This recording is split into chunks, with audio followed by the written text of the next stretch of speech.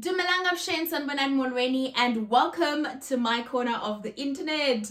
This is episode 3 of a wonderful limited series titled Reinvent Yourself, where you and I are basically getting to know each other through this series. I'm telling you a little bit about myself, and I hope that you do too in the comment section. But we're building this platform towards being a progressive community. You and I are journeying towards our dreams, our goals, and our desires in life. And speaking of dreams and goals, today I tell you the story of how I landed my dream job on radio. Tell you the story of how I got on radio back in those years. It's quite an interesting story, so you do want to stick around until the point at which I tell you how I got on Ukhozi FM and just how right from the beginning I wanted to get onto Ukhozi FM. So how I landed the job at Ukhozi is quite an interesting story of fate. It's an interesting story of how truly the universe conspires in your favor once you've identified that thing that you want to be, to do, to have in life. With no further ado, let me get right into the story. So it essentially starts in the year 2012. I am doing my first year at UKZN. I'm studying towards my law degree. In the previous episode, I talked about that. I talked at length about the struggles that I had during my time in law school. So if you want to get any bit of nuggets from that episode, please do check it out. However, I'm doing my first year at UKZN in law school, and I just get this burning longing, this burning desire to want to get onto radio. So where does this emanate from? Where does it begin? I think it starts from when I was growing up. I was quite the yepper.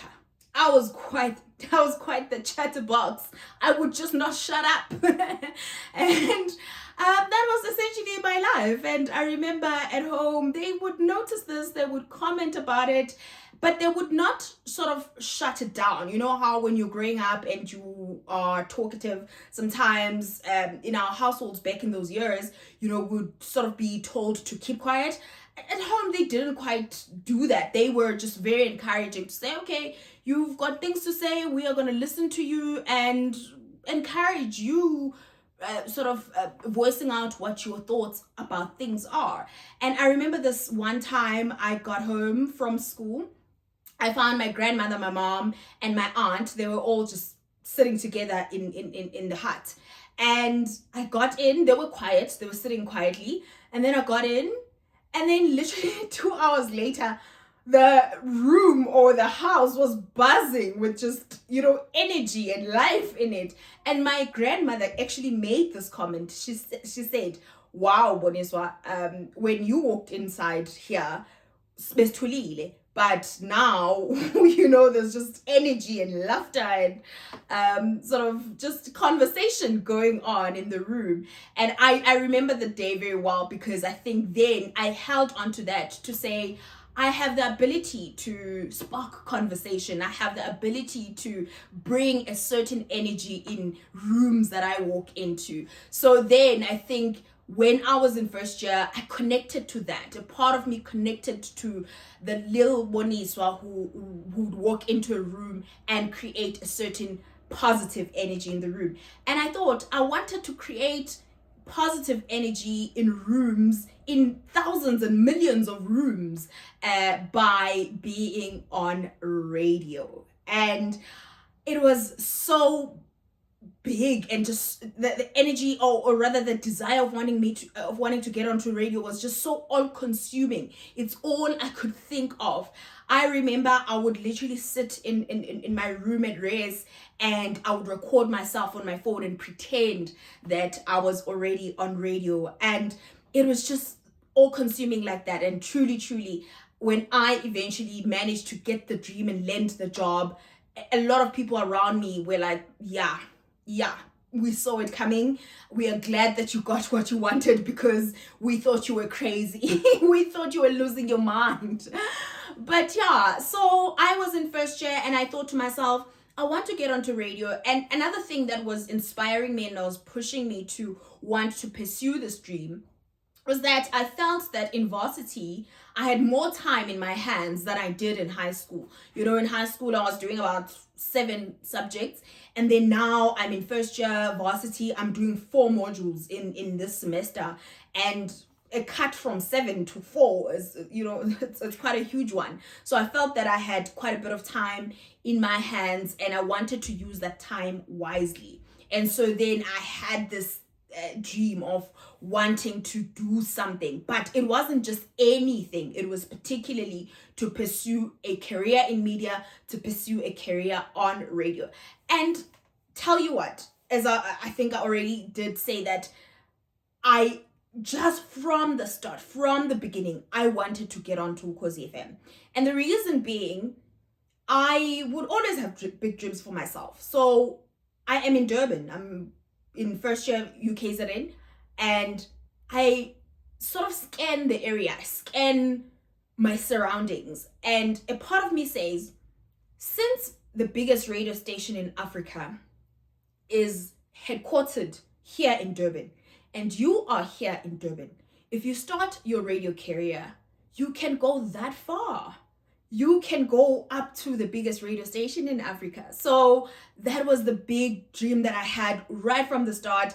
I had not even landed a community radio station job. I had not even landed an interview or anything of that sort. But I was thinking to myself, the goal is the biggest radio station in Africa.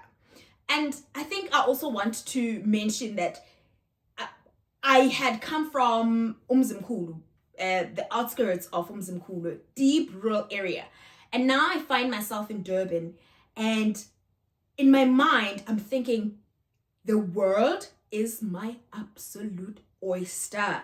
I now have all these possibilities open to me, so many doors that I can knock on, because when I was in the rural areas, I felt that I was restricted. There wasn't much that I could do. There wasn't much that I could pursue. But now that I'm in Durban, I'm thinking, girl, you could do anything. You could literally just explore so many avenues and be a success, because that's what the idea of being in the city represented to me. Being in the city represented a great sense of immense possibilities, great, amazing possibilities open to me.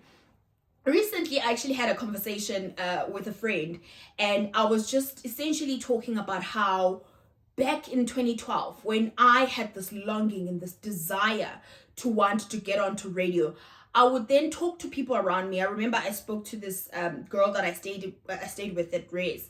And I said to her, I want to do something. I want to have some sort of extramural activity, but not really extramural activity, but like a side hustle. Yeah, I wanted a side hustle, but there were no words like that at the time. You know, I was trying to explain what I wanted to do. And she said to me, you could do promotions. And I was like, yeah, that's actually a great idea. I could do promotions. Promotions would take up the time that I think I have a lot of in my hands. But 2, I would also get a little bit of money, a little bit of an income. But it's not promotions that I want to do. It's radio. I want to get onto radio. And looking back now, I find myself in that position, the same position again in my life, where I'm like, there are so many things that I could do at the moment, but it is growing this podcast that I want. It is growing this platform that I so desire at the present moment. And I think that since I made it happen at the time, I can also make it happen again now, with your help, of course, by watching and sharing these videos. Thank you so much for watching as you are currently. So I then start researching. I just immerse myself into research of how do people get on radio? Because remember, I'm from Mzimkhulu, Emakhaya. I don't know a lot of things. I just know, okay, there's great radio presenters. There's people that I love and follow, and they are on radio. I follow them on Twitter. I follow them on Facebook. I look up to them. I wish I could be where they are one day, but I don't know how did they get to be where they are. So I then immerse myself in research, and the kind of research I did, a lot of it involved asking questions. I asked people questions. How did you, those kinds of questions. And I always tell the story, because for me, it's one of those that's just, it was just random. It was just by sheer luck. I was on Twitter, and then I followed Dion Govender. So I don't know if he's still on East Coast Radio, but he was on East Coast Radio at the time. He was one of the biggest radio presenters on East Coast Radio at the time. And I followed him, and then he followed me back on Twitter. So the only way you could send a private message to someone on Twitter is if they followed you back. So I think he was just following everyone back, and then he followed me back. And then I sent him a DM, and I genuinely did not think that he was going to respond, because, I mean, one, he's of a different race. Two, he's on East Coast Radio. It's a big radio station. Probably has a lot of people sending him private messages, so he probably won't respond. But I still did send him the DM. I asked him, I told him, I'm like, I'm a first year student at UKZN. I have this dream and goal to want to get onto radio one day. I wanted to just ask if you have any advice for me or any guidance. And he did give me advice, and it was the advice that I followed that landed me my first job on radio. He said to me, you need to expose yourself. You need to put yourself out there. And the great way to put yourself out there for radio purposes is to start on a campus radio station or a community radio station. And I was like, bet. And at UKZN at the time, there was no campus radio station, and it was quite unfortunate, because there had been previously, there was a campus radio station at UKZN back in the days, and at the time when I was on campus, there weren't any, and so I had to seek out opportunities on community radio stations.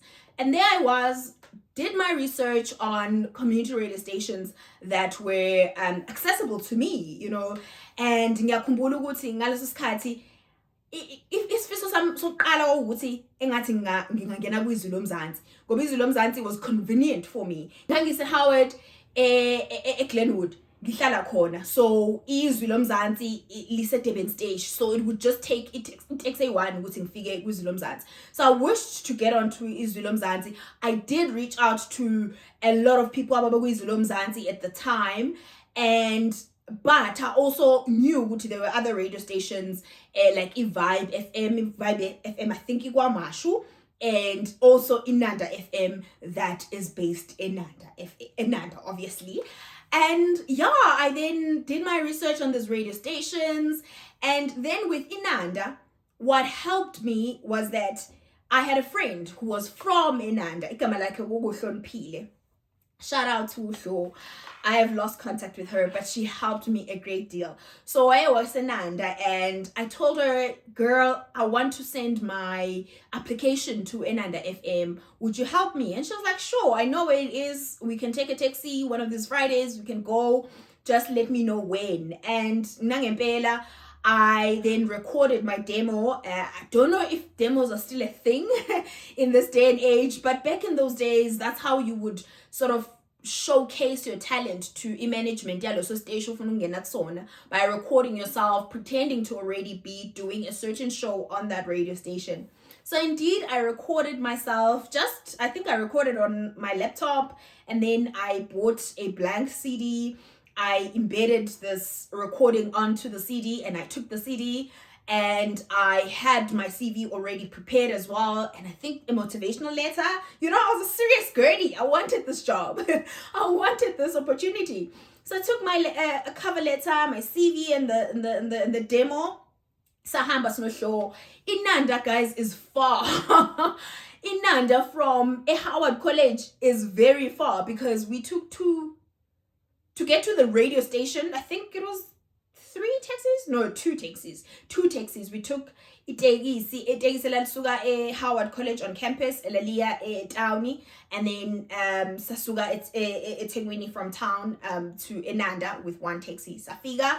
Remember nje Friday ngabo 11 ekseni. Oh wait, before I took my CV and my CD to Enanda FM, I actually called them. I called them and I was like, oh, I am a first year student at UKZ, and that was my opening line, of course, so that they know what I'm serious about life. I'm a student.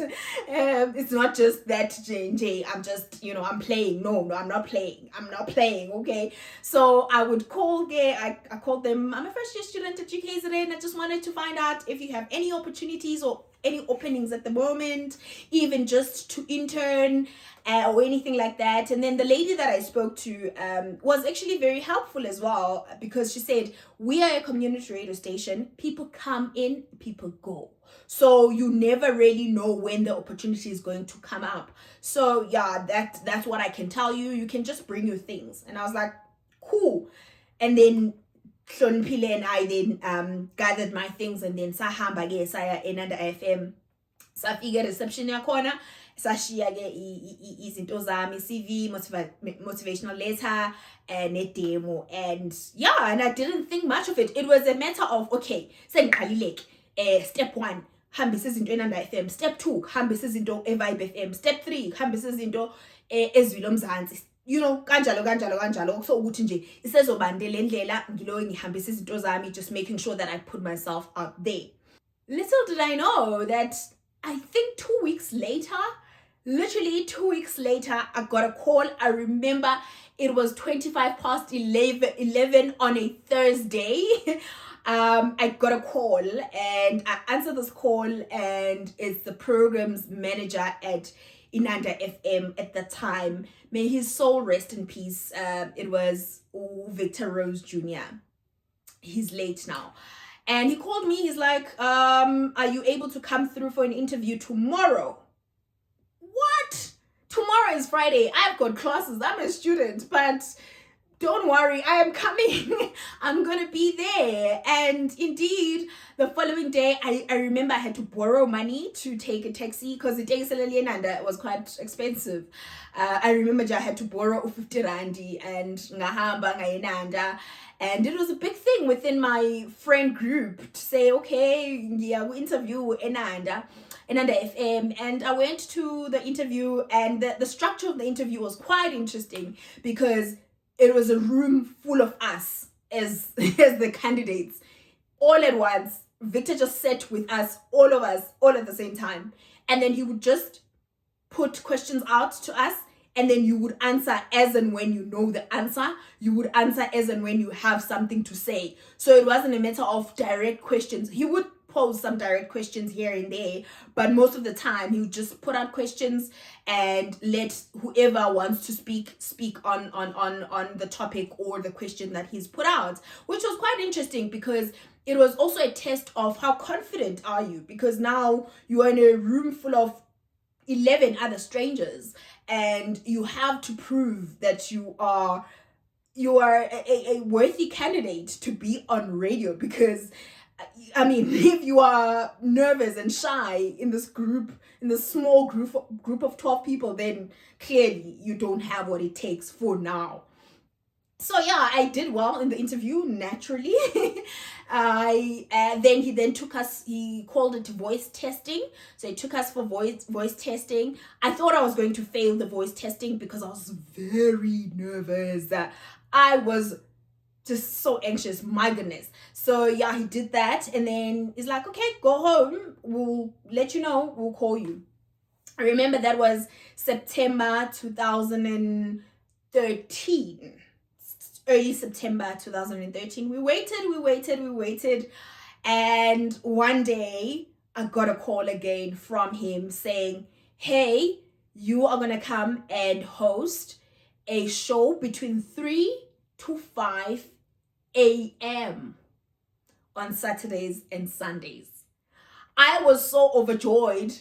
I didn't quite think about the 3 to 5 a.m. part, because that is in the wee hours. Obviously, it's a graveyard slot. This is my first time being on radio. I'm not gonna get like prime time slot, but I didn't think about what it meant from a logistics perspective, because I stay all the way in Glenwood. I think at the time, actually, I had even moved. I was staying in Sydenham. I stay all the way in Sydenham.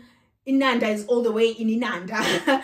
And how am I going to get there for the 3 to 5 a.m. slots Saturday and Sunday? But I was overjoyed. I was very grateful for the opportunity. I made it work the first weekend. Obviously, it meant that I would go in, I would take the last taxi and go the previous day. So for the Saturday morning show, I'd go in on Friday and literally just sleep in the couches at the station until it was my turn to go on air. Similarly to Sunday, I'd go over there on Saturday evening and I'd sleep in the couches until it is my turn to go on air at 3 a.m. And yeah, I had then landed my dream job. I was so excited. I was so grateful. And I had the opportunity of a lifetime to finally showcase myself, finally put myself out there as a potential candidate for Ukhozi FM, because that was always in the pipeline. That was always the dream. So yeah, that was my experience then getting onto Inanda FM, and it was quite a beautiful journey. Being at Inanda FM was great. It was absolutely great. It's one of those radio stations that are run very, very properly. Community radio stations that are run very properly. It's 17 years now. At the time, I think I joined when they were 4 years into the game. And I was there when we celebrated the 5th year anniversary of the radio station. I know now they are celebrating their 17 years on air. So that really goes to show that they're good. They know what they're doing. And so yeah, that's essentially the story of how I landed my first radio job. And I continued then. I did that for 2 years. I rotated at the station. And I also just want to give a huge shout out to a person who enabled me to be at Inanda FM, who enabled me to continue with my gig at Inanda FM. And it is my sister. Her name is Yezulu Dube. What happened is, so now since I was doing the 3 to 5 a.m. slot, it meant that I would go over every day, the day before. But then I found, when I was at the station, there came this wonderful lady who was hosting a show before mine. Her show started at 12 midnight to 3 a.m. every day, and on Saturdays and Sundays as well. And she was driving, and she spoke to me. She's like, okay, you know what? I can actually just pick you up on my way here. And no, it was not on her way. It was not on her way. To pick me up meant that she would go out of her way to go to my race and pick me up, and then we would go to the station together. So it meant that I didn't have to get there at 6 p.m. I needed to, I would just wait for her. I'd be ready around 8 to 9 p.m. and then she'd pick me up, and then we would go. I'd only just sit in for her show, and then after her show I would go on air. And then at least when I finished the show, I'd finish around 5, obviously, so I'd just wait an hour, and then at 6 the first taxi would be going to town, and then I'd take the first taxi. So she enabled me. She's one of those people. For me, this journey always just points back to them, to say I am because she is. I truly just do want to put that out there. And shout out to people who help other people make their dreams come true. She made my dreams come true, and I wouldn't tell the story fully if I were not to mention her name. And I think it is worth mentioning that while I was at the radio station at Inanda FM, I won an award.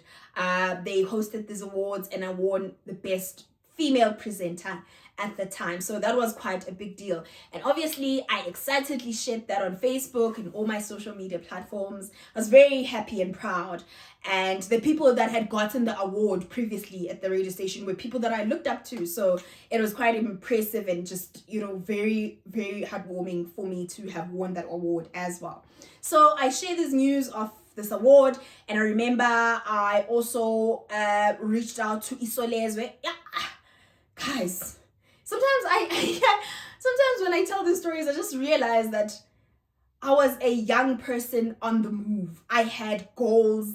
I wanted to achieve those goals, and I sought out to achieve those goals because I reached out to Uputi Usizwe Blose, who was at Isolezwe at the time, and I asked for an article because he had ingosi on Isolezwe yayibizwa ngezemsakazo.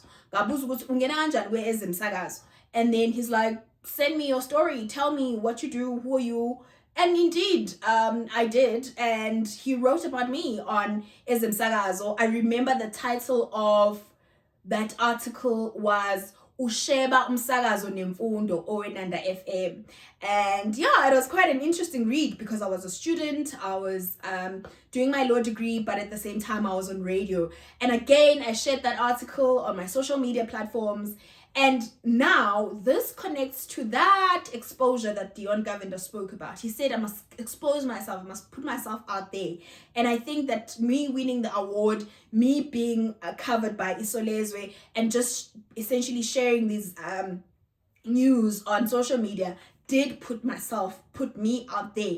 And one fateful day, I got a call from Ukhozi FM, and they said, listen, we are currently looking for a new presenter for our teenagers show, Teen Zone at the time. And we've been following your journey. We've seen you on social media. We've seen you win awards. We've seen that you are a student at UKZN, and we want somebody to host this show, someone who's going to be exemplary to other teenagers. So as a person who is a student, and we see that you live a life of responsibility, you're quite responsible, we would wish for you to take over the slot. Obviously, I had to go through a certain set of interviews with other management members within the station, and I did that, and voila! One day I got the call and they said, do you have a text number? I remember that's the call I got. The first thing I was asked was, do you have a text number? And I said, no, I don't. And the person that I was speaking to said, please get a text number. We want to generate your contract, and you can't have a contract if you don't have a text number. And there I rushed to SARS. I got my text number at the age of 21. Was I 21 or 20? Between those two ages. But yeah, I got my text number and I went to the radio station, and they did indeed give me a contract, and I signed on the dotted line, and my dream had come true. I was joining Ukhozi FM, and it was mind-blowing. I'm actually getting choked up as I'm talking about the story. It was absolutely mind-blowing to have achieved that dream that I sought for myself. Oh, I'm not gonna cry on the internet. Gosh, no. But yeah, I had done it. God had done it for me. I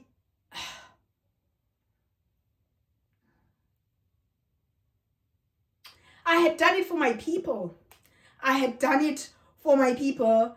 I think I was the first person from Umzimkhulu to be on Ukhozi FM. I think I still am.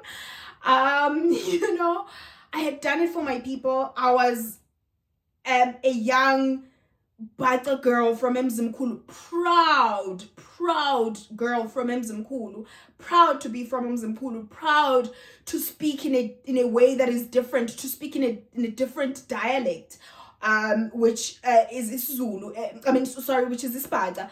My isiZulu Sami has accent Isipata here and there, but I had landed a job at the biggest radio station on the continent, and I will never forget that part of the story, the feeling that I got. Gosh, I can't believe I'm crying. But yeah, so I think that I will just close it off right here because I'm getting all choked up, I'm getting all teary. But if there's a dream that you wish to pursue, do it. Follow your heart's desires. God will meet you at your place of audacity. God will meet you at your point of audacity. Have the audacity to dream big. Have the audacity to pursue your dreams. have the audacity to want more for yourself and go after those dreams.